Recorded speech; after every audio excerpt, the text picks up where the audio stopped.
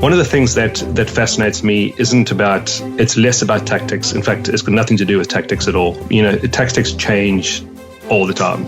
Tactics are painted as these sexy things, whereas when you're talking about strategy and systems thinking, it's far less sexy. So it's easy for marketers to hype up the latest whatever. I've always been one to try and figure out frameworks in how I see things and the world and the work I do. You're listening to André Chaperon, my special guest on today's episode of the Subscription Entrepreneur Podcast. If you're not familiar with André and his work, you're in for a real treat today. You see, André is the creator of iconic marketing courses like Sphere of Influence and The Art of Email that have been used by the world's top entrepreneurs and marketers over the past 20 years. But more than that, André is a profound thinker with a gift for helping people understand the systems and frameworks they need to succeed in business. And that's what this episode is all about. In our conversation, André and I have a deep and almost philosophical discussion about online marketing, audience attraction, and business building. It was amazing to sit down with André and hear his thoughts about what's changed and what stayed the same with online marketing over the past 20 years, where André thinks marketing is headed in the next 5 years, and the different tools and technologies he uses to run his business. André rarely appears on podcasts, and I'm truly grateful for the opportunity to share his wisdom with you. As always, I'm your host, Eric Turnison, and this is the Subscription Entrepreneur Podcast. Welcome to the show, André. Thank you. It's an honor and pleasure to be here. It's my pleasure. I'm so glad that we finally were able to get the time where we could sit down and chat. I'm really excited to go through these items with you. Yeah, man. I think this was supposed to happen ages ago, and just stuff got in the way, and so it's good that it's finally happening now. Yeah, for sure. So you have a very varied background. You've been doing things for 17 years in this world. So to just start off, could we get a high-level view of who you are and what you do? Who I am is just a normal dude, I guess. A normal guy that was born in South Africa, and I left in 99, just before Y2K, and we moved to the UK, immigrated there, and that's when I started things. And shortly after working in London, I lost my job, which was in 2003. And that's when this whole stuff thing happened. Mm-hmm. That's when this whole world changed. So that's kind of that weird, very quick journey. But what I do is I like to give different perspectives and lenses on the world to the people that we serve. So we like to help them change worldviews and expand what they're capable of. And within the context of that, help them earn freedom and revenue. So those are the two categories that we help people with. I didn't actually expect that you would have described it that way, but that's really interesting how you say that it's about teaching people to put things into different perspectives. How do you come up with those unique perspectives yourself? I don't know. I think it's partially because I am perhaps I'm just wired in a certain way. I'm dyslexic, so I don't know if that plays any part in this. I have no idea, but I'm just really curious, and I like to understand the world. And because I feel that I don't fully understand, and who does anyway, right? So, but I'm very active in trying to unpack ideas and learn new things. So in service of that, I end up figuring out a few different things along the way that I find interesting myself. And then that later trickles down into the marketing that I do. And then once that's gone through some version of iteration, when I feel that it's interesting enough and helpful enough for other people, that ends up in the work that we do and the courses that we create. And then ultimately how we serve people. Yeah, that's really interesting. And that kind of dovetails into, you were talking about, you kind of started this journey in 2003. And for anyone who's ever stumbled upon you and your work, your origin story is the stuff of internet marketing lore. You shut yourself away in a Las Vegas hotel room. You wrote an email series for an affiliate promotion, and spoiler alert, you earned $70,000 in affiliate commissions for that one email series. Can you walk us through what was going on for you before that happened, and then how your life and business evolved after you cracked the code, so to speak? Yeah, that's an interesting story. And there wasn't any moment per se like that turning point. Things just happened gradually, but that was a really interesting story that it's demonstrated a few things to me because I decided to do something on a bigger stage, up my game, so to speak. And it was really just a validation that what I was doing and the concepts that I was doing work outside of that little version that I was operating within. So low ticket price points. That whole story was about me saying yes to promote an affiliate product. And at the time I was off to Vegas. My wife was working for Party Gaming at the time, the world's largest poker site at the time. And so she was going there anyway. So I thought I'd just tag along. And so I had nothing else to do than to lock myself in the room and then just try to figure this out and just write emails for the whole duration. And it had a happy ending. So, but I certainly wasn't expecting that. Nice. Now, you've been doing something of that sort ever since that time, but that's 17 years. So you've seen a lot of trends come and go over that time. And from your vantage point, what has changed since then and what has remained the same? Well, for me, the biggest change is the technology that we use. And when I started in 2003 and then 2004 and 5, WordPress barely existed. It wasn't a robust publishing platform like it is now. I mean, my first websites were hand coded. I think I was using Dreamweaver at the time. Mm-hmm. It was terrible and ugly. I mean, in fact, most of the internet was quite ugly. So, yeah. Whereas now when you look at most websites, they look amazing and beautiful. And so technology's certainly changed, and thank God for that. But, outside of that, the stuff that we do hasn't changed all that much. It's just we get to do it now with better technology, I guess, so we can spend more of our time serving people. And I know you have a number of courses that you offer people, but how much stuff is there really to teach people? Does it come down to looking for those new perspectives you talked about earlier? One of the things that fascinates me it's less about tactics. In fact, it's got nothing to do with tactics at all. Tactics change all the time. And depending on what the context is, tactics can change almost daily. So I've always been one to try and figure out frameworks in how I see things and the world and the work I do. So a large part of that is, so the courses that we create are all framework driven, that are heavy on strategy, and then tactics just becomes that component of execution where you've got to then do something. But it's less about the doing, because anyone can figure out where the button is to click to do something. Go into Facebook and create an ad. So the create an ad button. Okay, so maybe it's in a different place, but it's just figure it out. But it's the strategy and stuff that wraps everything together. That long-term vision of how you're going to use that as a tool is more fascinating for me, and that ends up in our products. So the products aren't just how-to products. I really resonate with that as a software engineer, because I've said a number of times that being an architect is different than being an implementer. Pretty much any guy or girl who just gets out of school or some class where they learn how to code can implement. You basically give them a design and you just type it into code. I somewhat disparagingly often call that monkey work. But to be an architect is about vision. You first need to understand the entire scope of the problem and then come up with, like you say, a framework for how you're going to address that. You're not coding anything at this point. You're just trying to relate ideas and concepts together in an elegant way. And then the more experienced you are, you also take things into account at that point with regards to scalability. How is this thing going to evolve over time? Am I boxing myself in by doing it this way from doing something else 5 years later? Stuff like that.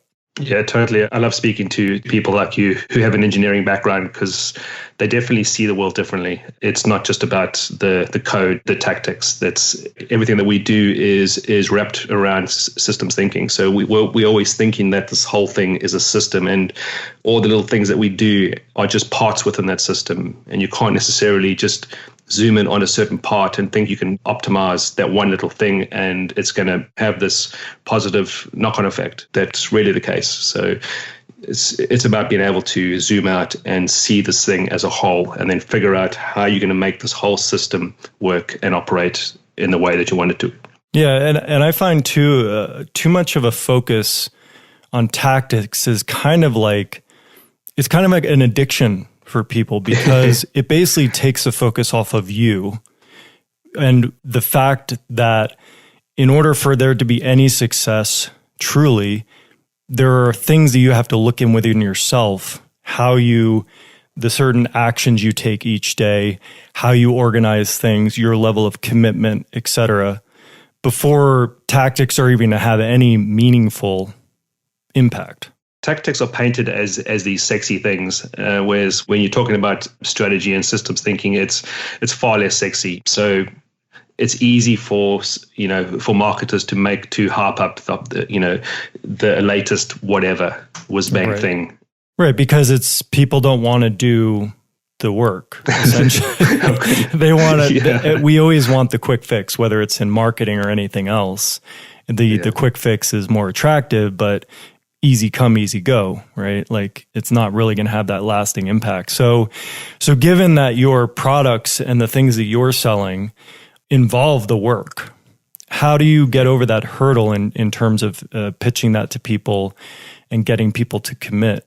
Well, that's part of our thing, I guess, our USP. And in fact, it's baked right into years ago when I first started to develop a thing that I now call Sphere of Influence. And it's all modeled on something that I learned from Jay Abraham called the strategy of preeminence. And the way that I understood that philosophy was essentially how I ended up building out my systems. And essentially it's you get to choose who you do business with. So that's like the first thing. When you zoom all the way out, that's the goal or the function of what we do is we get to choose who we do business with. And then once you know that, it's like, okay, it's these sorts of people that think in these sorts of ways and want to achieve a certain sort of thing. And part of that is going to be people that want to do the work or who are invested in the journey. So we get to choose who we do business with. And as a byproduct of that, there's going to be a huge segment of people that we don't want to do business with purposefully. We then engineer our funnels. And within that, we purposefully weed out people. So if you're this sort of person that thinks this sort of way, well, then what we have is not going to be for you.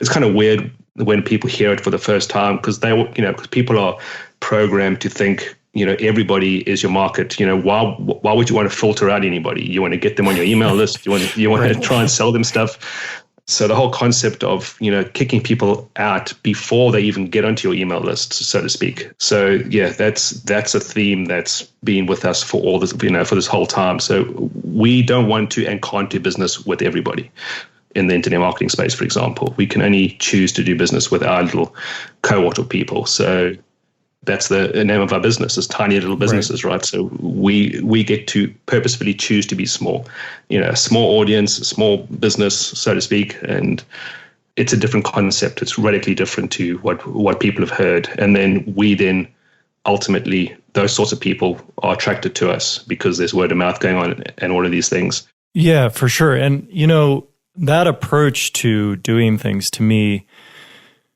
it just seems to make so much sense. It seems to be the way that nature operates in terms of how it selects things. I mean, it's very selective about each animal or organism has certain things that it will eat. It doesn't eat everything. I mean, humans are a different story. I mean, but yeah, whatever. But in general, there are qualifying factors for what is consumed. And it makes sense that there would be a lot of benefits that come out of implementing that into a marketing strategy.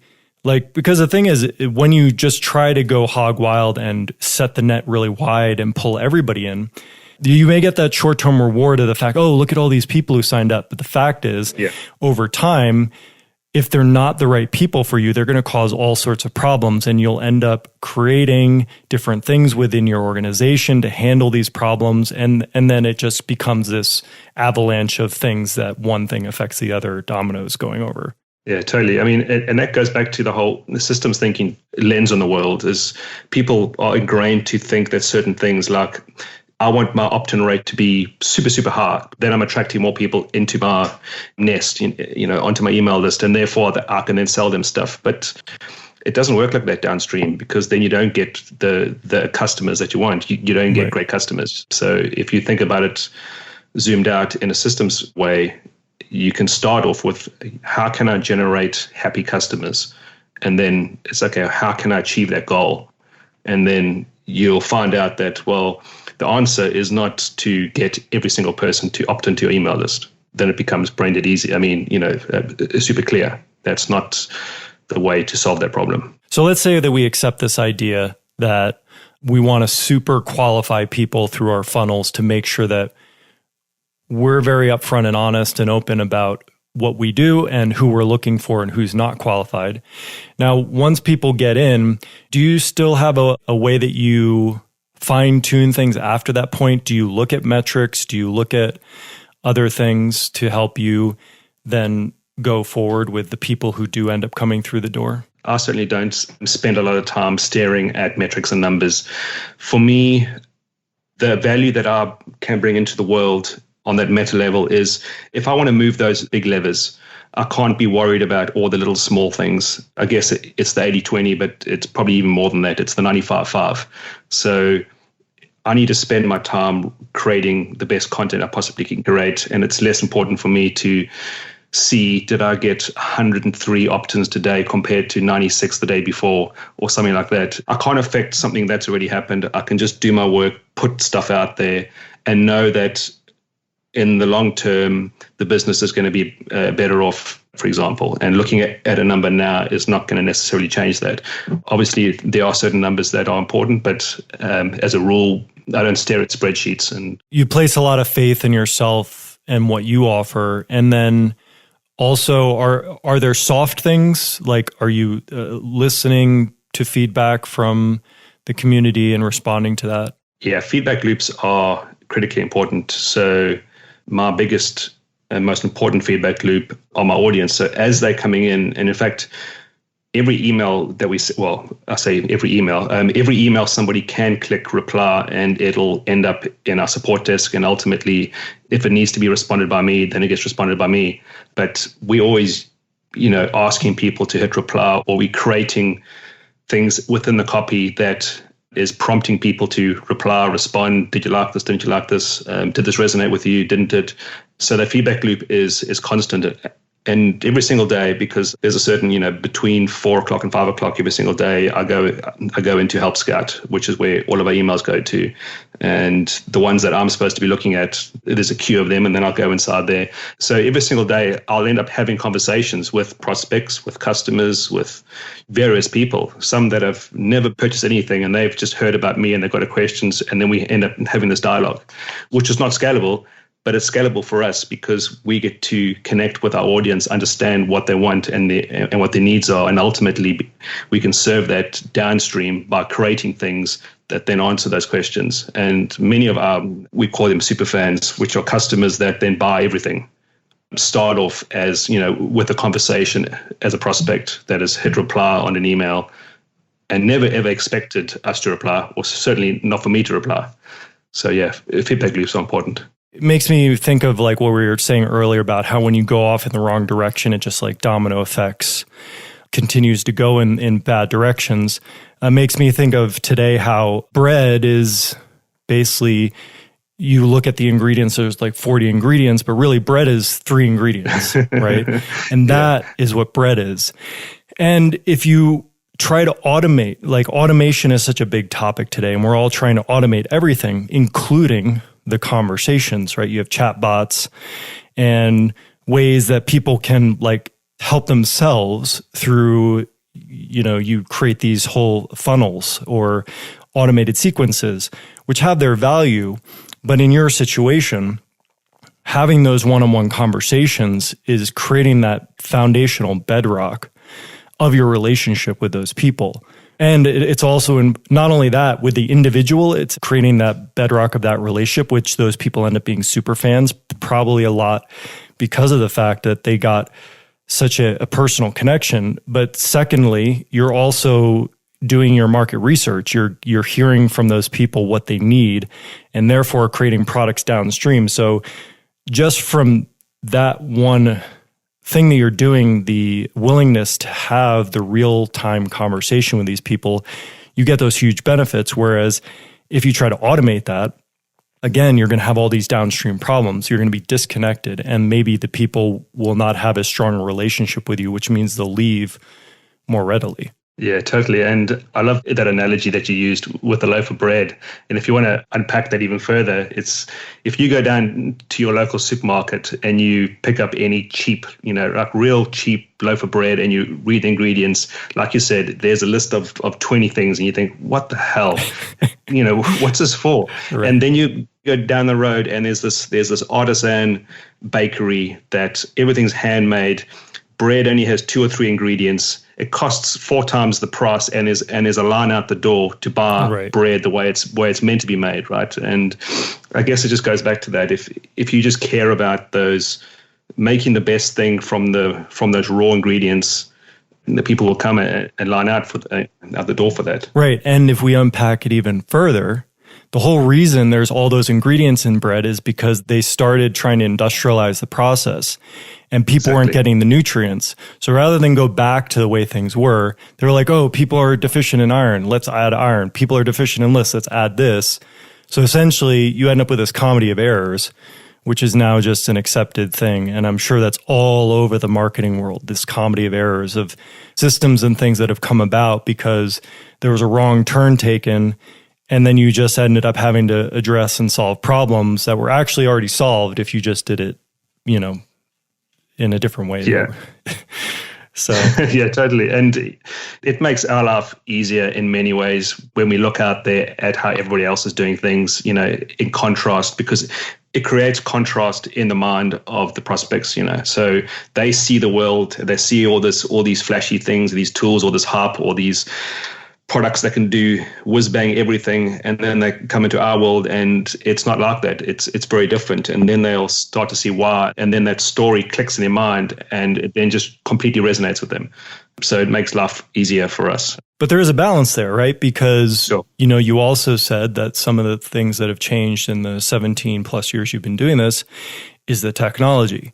So we want to take advantage of the technology, but also not throw the baby out with the bathwater. So how do you personally kind of weed out things, like look at new technologies and services and automation that come out and proceed to determine, okay, this is something that makes sense for my business and I can use, and actually, no, this is just a fad. This is going to actually ruin some aspect of my business? Well, my answer to that is probably going to be personal to me, and it may resonate with people, but for us, and certainly for me, is I want the fastest, most efficient website, and code matters to me. So I want the most efficient HTML code underneath the bonnet, so to speak. So we use WordPress. We then host it on a very fast hosting. The theme I use is very important to me. So because we choose to do a certain theme, that creates constraints, and there's certain things that we can do and certain things that we can't do. And then within that, we've chosen to use MemberMouse, and then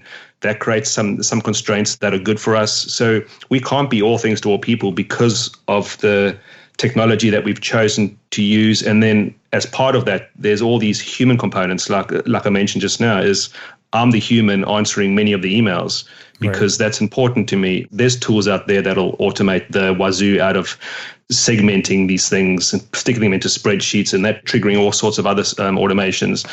But then, as you mentioned, there's that distance that you create because the technology is doing everything, and it's not necessarily doing it better than a human can do it. It's just, it scales that way. But then maybe you don't want to scale that size to the point where you're losing touch of reality and what are the needs of the audience. Now, if you look 5 years out or something like that, do you have a sense where things are headed? Well, I do and I don't. So because I can't control the future, I've always found that for us, if we just put our head down and just focus on doing the work and don't focus too much on the things that we can't control, change isn't going to happen overnight. It happens over time. I'm not going to wake up tomorrow and everything's different. And it's like, oh shit, what am I going to do?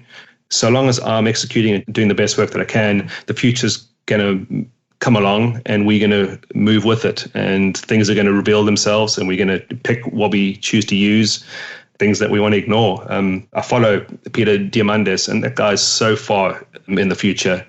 It's sometimes overwhelming to read how he sees the world just, 5 years, 10 years, 20 years, in front of us. So I can't always translate that into things that I'm doing right now. So I just tend to I know it's coming, but let me just focus on what I'm doing now. And based on your pattern of operation, you're prepared for any eventuality, because essentially it is to listen and to adapt. Exactly. And, change is a constant.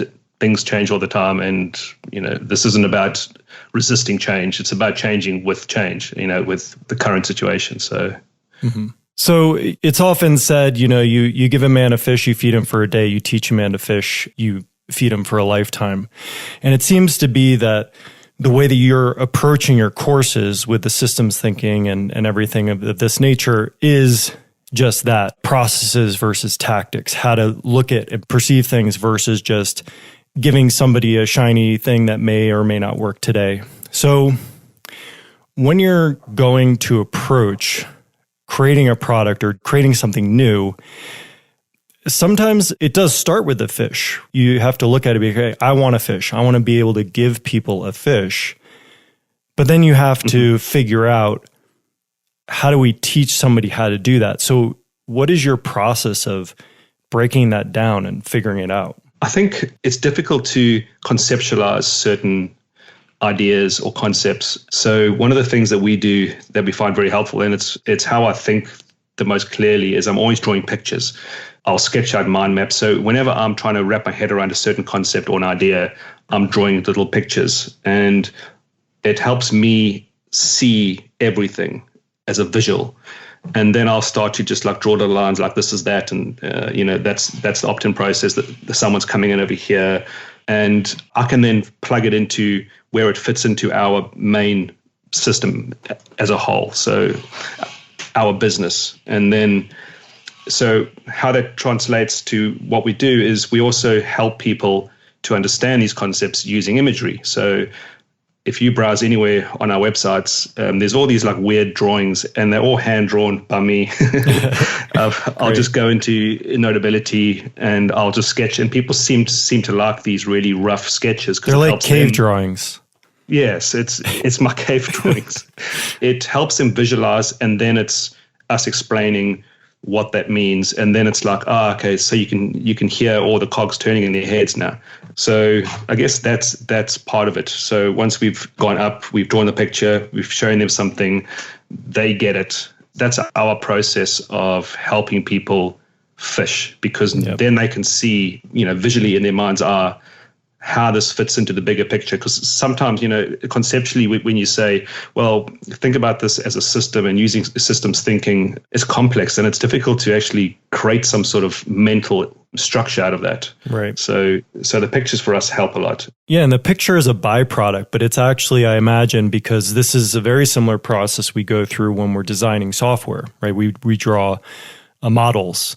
And part of the benefit of doing this is an iterative process. The picture that they see on the website is probably not the first picture you drew. And what you're looking for is flow of something. In this case, I'm looking at your sphere of influence picture, the flow of prospects, but it could be the flow of anything. And these things flow through things and then are influenced through the things that they flow through. And then they end up at a certain point with a result. You have the input and the outputs. And what you're doing here is you're breaking down how that works and cutting it down into areas that can have actions associated with them through the process of the input turning into the output. Yes, and it's also actions that produce a certain result, but the result is based on a different question that you ask. So we help people ask better questions, for example. So many people are focused on generating leads, as many leads as possible, for example. And if they can do that in their minds, they're thinking, I can then get many customers. So there'll be 1%, 2%, 5% of those leads will then turn into a customer. In their minds this is the business, right? Generate as many leads as possible, and metrics are just going to play out and customers are just going to magically appear. But once we help people to understand that the system works a bit differently to that, and if you ask a different question, not how many leads can I get, it goes even further downstream than that, is if you want to have a happy customer, well, what does happy mean? Well, then you need to do certain things. And if you choose to do those certain things, it means you can't do other things.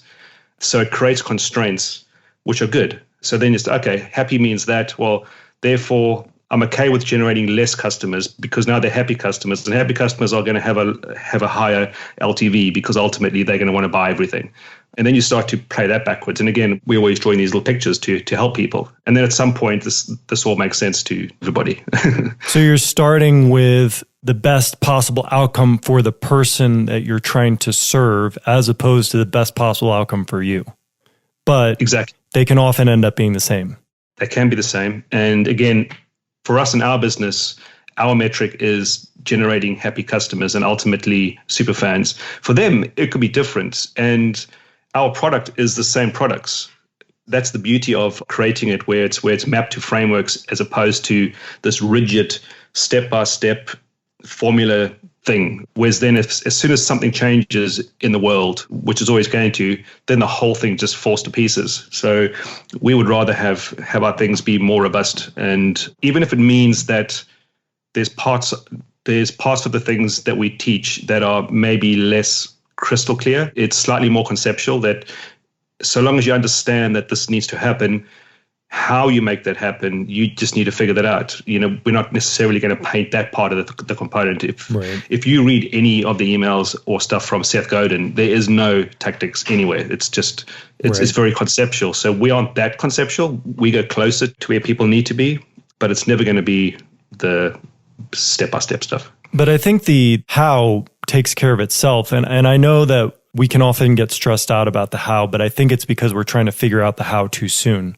Yeah. We're looking for the tactic that's going to solve our problem. But in the picture that you're painting, and by the way, everything that we're talking about here, this is an example of what you call empathy-led marketing. Is that what we're talking about here?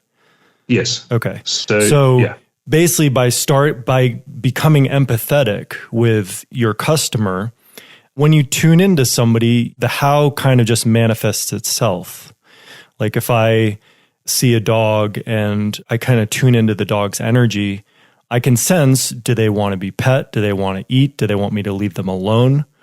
So the how, just the action that I take, becomes kind of self-evident. And also, I would say, what we've experienced in the membership space, we've seen this time and time again in the metrics, that it's ultimately as the design of your website has nothing to do with your success, but often what people end up fixating on when they're first getting their site up is their theme, how it looks and everything, before they've gone through this whole empathy-led path that we're talking about, before they've asked themselves the questions and even thinking about what their offer is. What are we offering to people? They're worried about what it's going to look like, how to collect money before they figure out what their offer is. And the fact is, I've seen some of the most successful sites are super basic. I mean, in fact, your site, it's not flashy, but it does speak. Also, I think when you tune into what people really need, it allows your how to be something that's directly related to your personality, because you're okay with being yourself. You're not looking for the answer from somebody else. And in your case, you just draw the pictures yourself, and people end up really resonating with that, but that ended up being the most natural thing for you. So the how just figured itself out. Yeah, totally. Our website, which has been through many iterations, is an extension of our beliefs and the way that we choose to do business. It's clean, lots of white space, because that's important to us. And then it comes through with how we do our work and how we teach people. And you'll see that any videos is not of me, any audio is not of me. It's just written, because written is how I express myself the most clearly, and it seems to have the most impact with people. That's the route I've chosen. When I'm doing audios like this, it's the most uncomfortable for me, so I don't do many of them. Yeah. But at the end of the day, it's getting the word out there and helping to reach people and to serve people. Well, I certainly appreciate you doing this. I'm enjoying very much having a conversation with you about this. And I resonate with everything you're saying at multiple levels. So this is great. I also relate to that. I prefer not to speak. I prefer not to be on video. Something happened, I don't know, like a year and a half ago, because, I'm a software engineer. That was my first career. And I started MemberMouse as the programmer and built it. And then something happened where the business just started going in its own direction, and I had to jump from role to role. I had to play support. I had to do all these things. Part of it was that empathetic understanding of what's being asked of me. Okay, I'm being asked more to have a voice and to say things in this way. And writing is hard for me. It's easier for me to speak. It was just like, okay, well, I just got to do this. And, here we are. Yeah, I can totally tell, because you say that you're an engineer. That shines through MemberMouse. It's there without even knowing it's there. I'm not sure if that makes sense, but it makes sense you can to me. Tell that. Yeah, you can tell that somebody that understands engineering is behind this thing. It's not just somebody that's decided to create a plugin. And I want to talk to you about this because I think you would resonate with this. So engineering, yes. And when I'm writing code, to me, it's an art form. Like, white space matters. Even though nobody is ever going to see it, except for obviously other developers on my team. But I truly believe that if I organize my code well and I name things appropriately and I keep it all clean and I have the appropriate spacing, that flows through to the user's experience, even though there's no touchstone. There's no thing that they could see that would indicate why it comes through. Well, it's how you do one thing is how you do everything, right? So it starts with the code that nobody else can see other than you and your team, right? That ends up with the interface and the usability that customers can see. And you can sense that there's something powerful underneath, even though you can't actually see and touch it. I imagine that there's things like that in your business as well. Because like you said, you pay attention to all the white space. It's very clear when you read one of your posts that there's a deliberate amount of space in between the paragraphs, and that space is different from the space between the lines within a paragraph, Yeah. And the width of the page is unique. It's not a standard width. Comes through that all those were intentional decisions, not just happenstance. Yeah. But yeah, this is cool. I'm interested to hear a little bit more about the role that MemberMouse plays in your business, if you don't mind sharing that. A bit of backstory though, because as you know, I've been doing this for a while, and in 2009 was when we started to sell courses. So in 2009 was when we sold our first course. I was a full-time affiliate before that. So I had to look around, what platform can I use back then? So I've been through, I don't remember what the first one was. It may have been Wishlist Member, but Wishlist Member was certainly one of the big ones. Then at some point we went to DAP, and then to A Member. And one of them felt slow and buggy. The other one felt complicated. It had external code outside of the WordPress space. The last one we used, which I do really like, is A Member, but it's kind of unique. And it was also, it's also external to WordPress in terms of it not being just a plugin. So a few years ago, we made the decision that we wanted to get off of VPS hosting. We didn't want to manage our own servers and all that stuff. And we wanted to go with a dedicated hosting company that their only job is to make the fastest WordPress platform for hosting. And at that point, it's like, shit, we can't use A Member even if we wanted to. We can't use DAP even if we wanted to, which we didn't. So I don't remember how I found MemberMouse, but I did and gave it a try. And it was just like love at first sight, I guess. It didn't do everything at the time that I wanted, but it just felt so different to the others. And so we just went with it. It worked with what we needed it to work for. So yeah, we use ClickBank for a few specific reasons, but we kind of have to use, we in quotes have to use ClickBank. And my only concern early on was that you guys didn't have full support for ClickBank's RPN. And so a while back when you mentioned that you guys were going to fully support ClickBank's new RPN, it was like, oh yes, Thank God. Yeah. Yeah, so I can talk about the specifics. I personally would be interested because not unlike how you run your business, one of the benefits we had in the very beginning of MemberMouse was we were fortunate enough, our first clientele were big people. They were doing lots of volume. And so an essential part of evolving the software was the feedback loop from those clients saying, hey, this is what's really going to move the bar for us. If we could do this thing, and of course we fielded what we brought ourselves to, like, okay, yeah, that's something that would be good for everybody, or no, that's just a pet project for you. We're not going to do that. Right.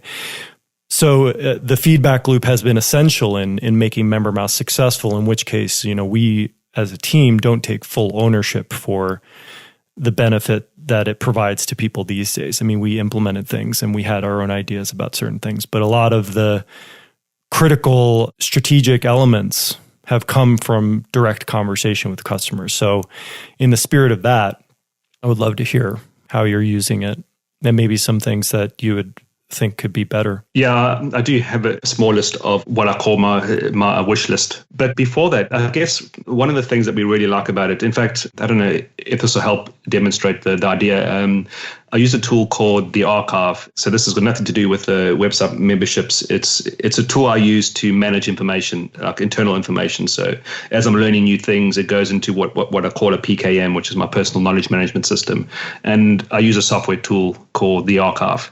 And the Archive is based on the Zettelkasten method, but it doesn't impose the Zettelkasten on the user. It doesn't force you to behave in a certain way. It's literally a blank canvas and has the ability to do these things should you want to go as strict as you want with the Zettelkasten or just want to do it loosely. And I felt that MemberMouse seemed to have a similar philosophy for us, whereas the way that we build our buttons and our cart, we wanted to have control over all those elements and didn't want to use the templated versions. And the nice thing with MemberMouse is it allows us to do that. It's got all these little short codes and codes that allows us to completely ignore all the templates and then just build our functionality into how we want our website to look. And, from using other platforms, there's many others that they almost force you into behaving a certain way. And if you don't like it, well, I'm sorry, right. That's the way it works. So that was in the very beginning because obviously the certain tools needed to do a certain thing. Otherwise, we just can't use them. And I discovered that very early on that it was flexible enough that it allowed us to use the tool in a way that made sense to us and the way that we wanted to use it. And it didn't impose structure on us. Yeah, and that's actually one of the criticisms that MemberMouse gets a lot is and it'll make sense to you why. There is a slightly higher learning curve with MemberMouse. And the thing is, it comes down to the type of client we're looking for, right? When you go to build a software platform or anything, you can't be the one thing for everybody. And for us, it was very important to have flexibility. Now, if you want to have flexibility in implementation, you have to trade off on the click button, push button thing of the one thing that everybody needs, right? Because if you do the click button, well, it's limiting because now everybody does the same thing.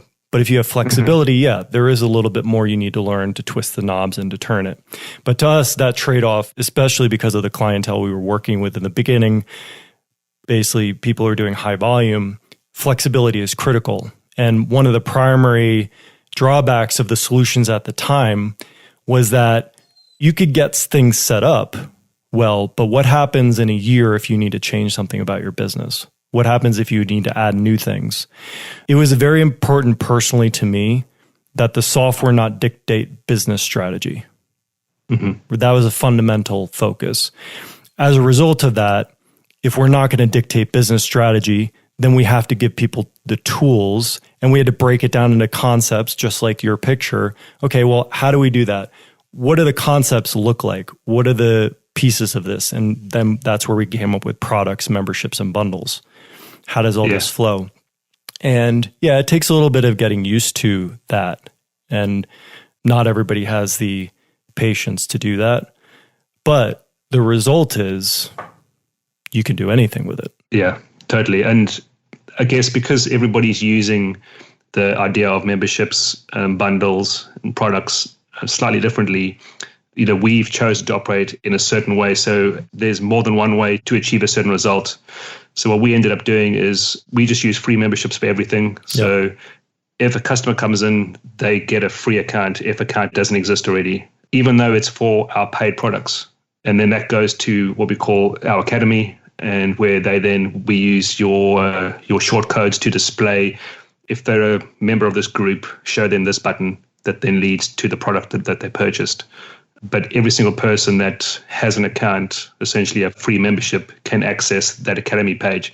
So in fact, even if they are refunded all the products and now they don't have access to any bundles anymore, they still retain their free membership. So they can still log into the academy, and then it's just blank. Well, it's not blank, but there's no products for them to click.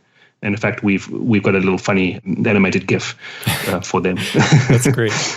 I love that. But we can do that because of your tags. If they got this but haven't got that, then do this. If they haven't got any of these, then display this piece of code, which is the animated GIF for something must have gone wrong. You don't own any of our products. I have a fondness for the smart tags. And the place that came from was, again, how do we give people the ability to have the conversation with the customer based on data about the customer, which is like what you would do in real life.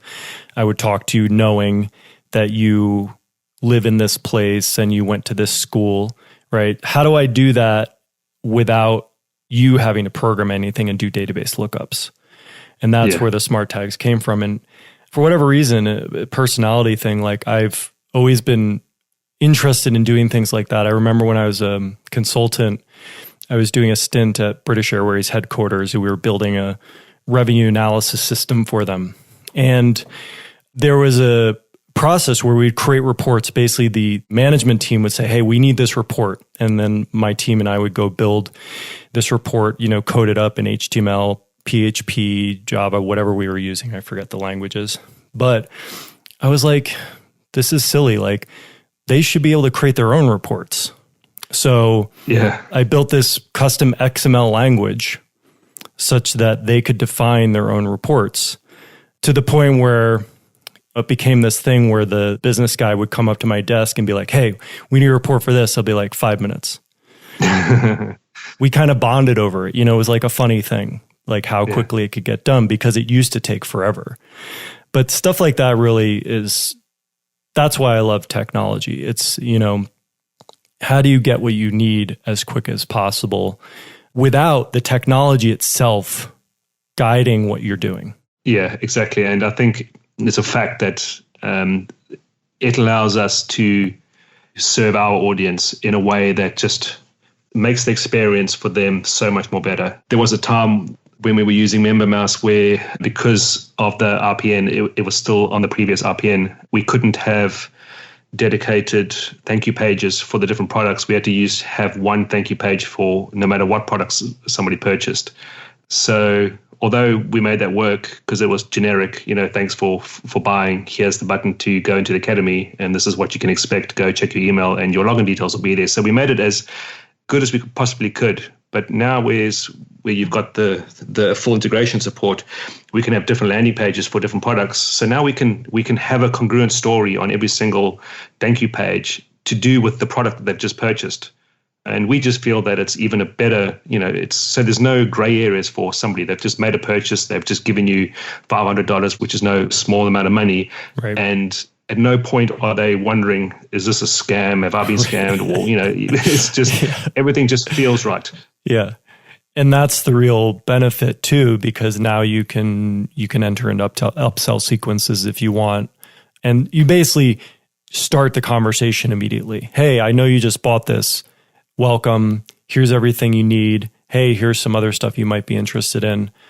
Isn't technology isn't it that we're just trying to facilitate having conversations human to human with larger volumes, right? Because it is such a distributed world, and through technology, we can connect with so many people. But doesn't it all boil down to that human to human relationship? And if we can't have that conversation, then something feels off about that. There needs to be a level of trust in the technology, because we've used some, various systems before we got to MemberMouse that something happened and it worked, and then you did the exact same thing again and then it didn't work. And it's frustrating because me, as someone building out our system in the way that we wanted to operate, and then we know that it just doesn't work 100% of the time. So there's some bugs somewhere along the way. Yeah. And that's terrible. And there's that feeling that what if a customer goes through this and they don't actually get to, then what are they thinking? And they've got to find a support email and email us, or something went wrong. Whereas we've never had that issue or that concern with MemberMouse. It's just been, it's always felt so robust. So that's nice. So then we can focus on making that experience as amazing as possible for our users. That is what we work for, to basically, we have a full-time team. Every day we're working on that thing. Now, you will find in MemberMouse that we're not going to have the latest widgets and gadgets that every site has, every product has that does membership or otherwise. But a lot of that is because we choose to focus on core fundamental things, reliability, scalability. What happens when we have a reporting suite and our CTO, he built those reports considering the fact that we can't control the environment in which WordPress runs. We don't know what servers people are having, what server resources have, CPU, database speeds, etc. Mm-hmm. So what if they have 1 million members on a server that doesn't have a lot of resources? So again, people aren't going to see this and they're not going to know this, but there's a whole caching mechanism built in behind the reporting suite to facilitate delivering those reports efficiently on any system. And that stuff takes time, to develop, it took months to build that. Ben and I are both former architects. So we're building stuff for the customers, but we also build it for us. Like if we don't believe in it, we don't build it. And so a lot of times that means we can't cut corners. And so it takes longer. But the result is it's super reliable because that was the intention, to make it that way. Yeah, it certainly feels that way. Specifically more on the ClickBank side of things, because I'm not a ClickBank user, and so I'm not 100% familiar with that whole world. And you mentioned it was important for you to be able to use the custom landing pages based on what was purchased. Is there anything else about the integration that is super impactful? Specific to ClickBank, I love now that we can bundle products together. You can take 2 bundles or 2 products and then create an order button that includes both of them and then apply like a coupon code, for example. So if somebody buys product A and B, they also get a discount, and the system then gives them access to those two products as if they purchased them individually. That didn't exist before. So I had to create like extra bundles that then represented other things. And then MemberMouse has a constraint where is you can't apply 2 bundles coming in. So it was awkward to get around that without creating additional stuff. So we had to create additional bundles and logic inside of the backend system to try and facilitate that, which was a bit of a pain, but it worked. But this current version is just so much more elegant. It's just saving us so much more time. And now it's easy just to bundle products together, whereas before it was like, oh, do I really have to bundle these 2 products together? Yeah. I'm not surprised you like that feature because that's in there because of you. Speaking of feedback loops, knowing that you were a ClickBank power user, we definitely consulted you to ask you, what are the things that are missing? And because we don't use these systems every day, right? Like, how can we know? So everyone who uses ClickBank and gets benefit from that ability to be able to purchase multiple products at the same time through ClickBank and have it automatically add the appropriate access rights, and MemberMouse has you to thank for that. I've got to say there's another feature. This is not specific to ClickBank. This is specific to MemberMouse. It's the developers tools thing where you can create push notifications. Yeah. I'd never seen that before, at least implemented in this way in any other membership software. And it can send an email to them external to an email that they'll get from our ESP. So, where it, upon purchase, it then adds them via the API to ConvertClick, for example, but you can send them these transactional emails as well. I send myself emails when there's a purchase or a refund. So I'm then flagged privately if anybody refunds a product, and then I can then jump on it and then just, reach out to a customer one-on-one and then just ask them, what was the issue? And that I've just never seen. I just love the way that you've implemented that. Well, yeah, I'm really glad that you're finding use in that. And again, of course, you're using it to further your ability to have that one-on-one conversation with the customer. So this has been great. I'm so glad that we got a chance to talk. And final thing is, do you have any parting words of wisdom for our listeners that we haven't already covered yet? No, I don't. But other than just spend the time to understand how to use MemberMouse, for example, just deep dive in for a few hours and then just figure out all the short codes. And then you can then relax and use the system to its full capabilities. And it's something that I do whenever I buy any tool. It's like there's always a learning curve, and many times it's like, do I have to? So you'll just like kind of scratch the surface and just click some buttons and get it working, but you never really understand the full impact of what that tool can actually do for you. So I'm always spending, it's like if I buy something new, I'll just spend an hour. I'll go watch videos, I'll download the help files, I'll go to YouTube, do some searches for tutorials and just deep dive it for an hour or 2 hours. And then it's like, okay, I've got it now. And then you get to design whatever you want to design and build it out. So I guess that will be the only parting words to that. Well, I appreciate you sharing that from the platform of experience. And where can our listeners learn more about you? Everything's consolidated under the one brand, and the brand is Tiny Little Businesses. That's the plural businesses. Yep, everything's there. Cool, man. This has been great, Eric. Thank you so much for listening to my entire conversation with André. I hope you're walking away feeling excited and inspired about what's possible for your business this year. Many thanks to André for coming on the show and sharing so freely from his experience.